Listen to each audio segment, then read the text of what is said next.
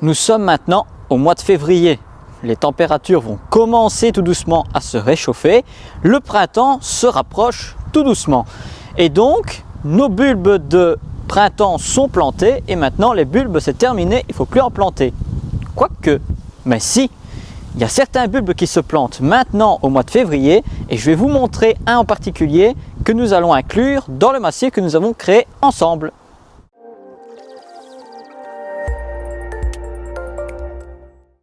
Bonjour à tous, je suis ravi de vous retrouver devant le parterre que nous avons créé ensemble. Donc on peut voir ici que les plantations arbustes, vivaces et bulbes de printemps sont plantées avec la couche de paillage couvert de feuilles. Donc ici le parterre est terminé. Mais pensez-vous que c'est terminé pour autant? Eh bien non, car ici il y a déjà, on ne voit pas forcément car le printemps n'est pas encore là, la végétation est encore en repos et donc il est difficile de s'imaginer la végétation qui va débourrer là et qui va former les futurs massifs. Mais il y a une chose que je peux vous garantir, c'est qu'il manque quelque chose. Déjà car quand on achète ou que l'on plante quelque chose dans son jardin, il faut l'imaginer à taille adulte et comment le massif va se développer et comment il va aboutir. Une fois qu'on sait comment ça va se passer, on sait aussi qu'est-ce qu'on peut encore inclure qui va venir apporter de la spontanéité, mais aussi une présence double par rapport à ce que l'on avait au départ. Et donc, on est ici au mois de février, c'est la bonne période pour planter tout ce qui est bulbes d'été. Et qu'est-ce que j'appelle les bulbes d'été? Pensez-y, il y a tout ce qui est dahlia, les lys, les eucomis et certaines autres comme les callas, etc. Tous ces bulbes se plantent et ces racines tubéreuses maintenant au début du printemps. Vous allez en jardinerie, c'est la période où vous allez trouver tout ça maintenant. Mais donc, pourquoi les planter maintenant? Car ce sont des bulbes qui vont se développer et qui vont fleurir durant l'été. Et si vous les achetez en hiver, vous n'en trouverez pas car ce n'est pas la période propice pour l'achat. Dans ce massif, je vais maintenant inclure un bulbe bien particulier qui va venir apporter beaucoup de floraison odorante et très graphique en été. Il s'agit des lys. Maintenant, je vais vous montrer les lys que j'ai choisis, mais on ne va pas tous les inclure dans ce parterre. D'autres iront dans un autre parterre. Maintenant, place au choix. J'ai été en jardinerie. J'ai craqué, bien entendu, et j'ai même peut-être acheté plus que ce que je n'avais besoin, mais au moins, je sais que je vais pouvoir faire quelque chose de très joli, quitte à faire des nouvelles associations par la suite. Et donc, ici, je peux vous montrer les lys que j'ai été trouvé en pépinière. Alors, bien sûr, il en existe toutes sortes. Ici, c'est un assorti de ceux que j'ai trouvés. Alors, il faut savoir que dans le parterre que je vais faire ici derrière moi, les couleurs primaires et celles que j'ai choisies sont dans les tons rose, rose clair, rose foncé, dans un peu de mauve violet et un peu de jaune.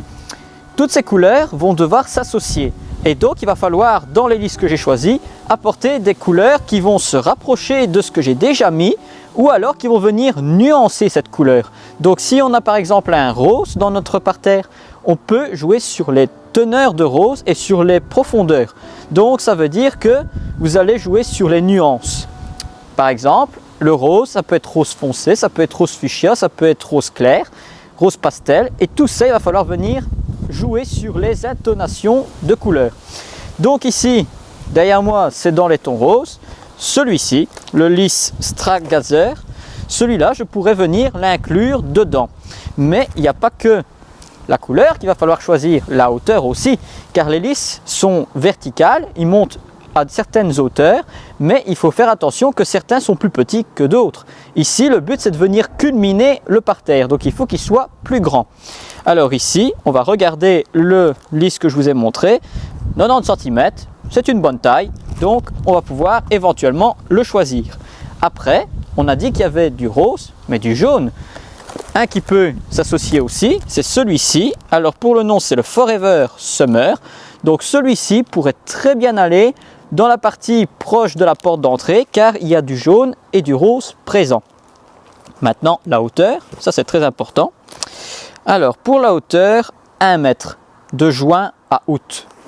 Parfait, une longue floraison, une grande hauteur, c'est magnifique. On va donc peut-être le choisir. Maintenant, il n'y a pas que le choix qu'il faut faire, il y a aussi la plantation. Mais avant la plantation et le choix de vos lys, il faut surtout faire attention à une chose et on va regarder à ça maintenant ensemble. J'ai repris Forest Summer pour vous montrer comment je choisis le sachet dans lequel se trouvent les bulbes de lys. Il faut savoir que quand vous achetez des bulbes, selon les espèces et les variétés, c'est conditionné dans différents supports. Ici, c'est de la tourbe qui est légèrement humide pour garder le bulbe avec de la fraîcheur qui puisse continuer à puiser dans ses réserves. Par contre, des fois, c'est de la sciure de bois ou alors c'est neutre, il n'y a rien du tout. Ça dépend le type de bulbe. Ici, le lys, c'est de la tourbe. Quand vous achetez votre paquet, il faut regarder l'état du bulbe. Bon, ici, je vais l'enlever du sachet pour vous montrer correctement comment je procède, mais en magasin, vous le faites à travers le sachet. Déjà, il faut enlever le bulbe du substrat pour voir l'état du bulbe. Ici, on peut voir qu'il est blanc, donc ça, c'est déjà un bon point. Au toucher, il faut qu'il soit ferme, il ne faut pas qu'il soit mou. Ici, il est bien ferme, donc c'est OK. Si vous voyez qu'un bulbe est mou, faire attention qu'à ce moment-là, il est pourri, il ne va pas pousser. Et il faut faire attention que s'il y en a plusieurs dans le même paquet, que tous soient fermes. S'il y en a un dans le tas qui est mou, il peut transmettre le parasite aux autres et à ce moment-là, on peut détruire tous ces bulbes avant même de les avoir plantés. Il faut éviter ce problème. Donc ici, il y a 2 bulbes. Le premier, OK. Je vais voir le deuxième. Le deuxième est bien blanc, il est ferme. OK, on peut planter. Nous allons dégager maintenant les feuilles et nous allons placer nos bulbes. Alors comme ils montent haut, on les met au plus proche de la façade pour que l'on puisse jouer sur les hauteurs et sur les volumes. Par rapport à la profondeur du sol, ça c'est très important aussi, il faut toujours que ce soit 2 fois ou 3 fois la taille du bulbe. Donc ici on va les planter à 10 cm de profondeur, voire 15. On en place un. Une fois qu'il est placé, on va laisser une petite distance entre lui et son frère pour pouvoir, quand ils vont se développer, ne pas se concurrencer. Ça, c'est très important. Pareil, on fait un trou de 10-15 cm. On referme, on recouvre de feuilles. Et maintenant, il n'y a plus qu'à attendre que tout ça se développe. Alors bien sûr, nous allons nous retrouver pour voir l'évolution de tout le parterre. D'ici là, nous allons vous montrer d'autres choses et avant de nous quitter, nous allons passer à la question verte. Une question nous a été posée sur l'aquariophilie. Alors, la question c'était: est-ce que je dois nourrir mes poissons une fois par jour, tous les jours de la semaine? Eh bien oui, car il faut savoir que les poissons, comme les autres animaux et comme nous avons besoin de nous alimenter pour pouvoir vivre et subvenir à nos besoins. Si vous supprimez l'alimentation de vos poissons pendant plusieurs jours, cela peut engendrer des problèmes de santé, surtout au niveau de la résistance du poisson aux maladies, aux parasites. Un poisson, il faut savoir que quand votre aquarium ou votre bassin de jardin, c'est valable pour les deux, sont dans un biotope qui leur convient et que l'équilibre général au niveau du plancton, des petits animaux qui se développent dans l'eau, etc.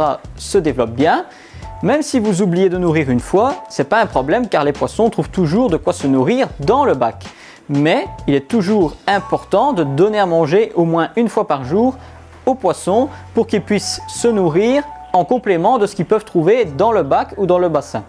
Alors voilà, j'espère que cette réponse vous convient. N'hésitez pas à me laisser des questions si vous en avez. On se retrouvera la semaine prochaine et d'ici là, n'oubliez pas, le jardinage n'est pas une corvée, mais un retour aux sources.